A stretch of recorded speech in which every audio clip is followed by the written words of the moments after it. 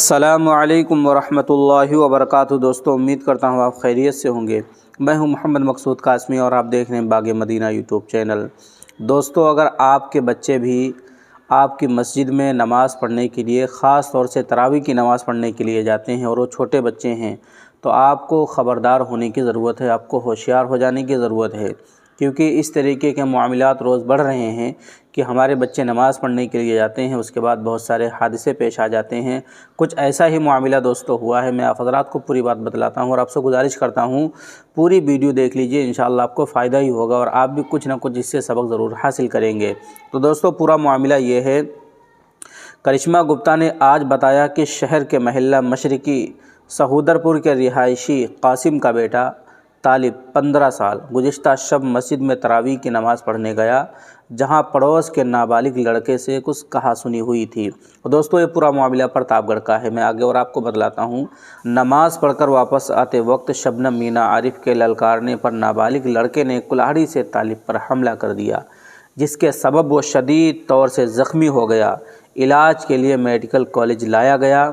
डॉक्टरों ने हालत नाजुक देखते हुए SRN प्रयागराज रेफ़र कर दिया, जहां प्रयागराज ले जाते वक्त रास्ते में तालिब की मौत हो गई। वहीं अहले खाना लाश लेकर वापस आ गए और पुलिस को मुत्तला किया। पुलिस अहले खाना की शिकायत पर नाबालिग पास की वालिदा शबनम नानी मीना व आरिफ समेत 4 मुलजिमान के ख़िलाफ़ कत्ल का केस दर्ज कर 2 ख़वातीन को गिरफ़्तार कर लिया है। बकिया की तलाश जारी है। पुलिस लाश को पोस्टमार्टम के लिए भेजकर तहकीकात शुरू कर चुकी है। तो दोस्तों, इस तरीके के हालात हैं कि हम लोग आपस में लड़े और मरे जा रहे हैं। हम और आपके बच्चे नमाज़ पढ़ने के लिए जाते हैं, खुसूसन तरावी पढ़ने के लिए। वहीं पर बच्चों में कुछ कहासुनी हो जाती है तो उसे रफ़ा दफ़ा कर देना चाहिए। आखिर बच्चे हैं, लड़ते झगड़ते हैं, कोई बात नहीं।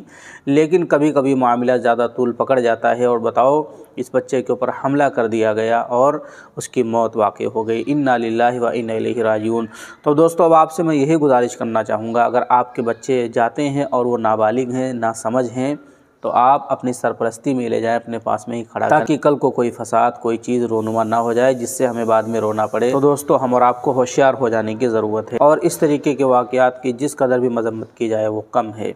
दोस्तों, आप हज़रात का इसके मुताल्लिक़ क्या कहना है, नीचे कमेंट कर दीजिए और साथ साथ में आप होशियार भी हो जाइए। चलिए दोस्तों, फिर मिलता हूँ इंशाअल्लाह जल्दी किसी नए वीडियो में किसी नए टॉपिक के साथ। अस्सलामु अलैकुम वरहमतुल्लाहि वबरकातुहू।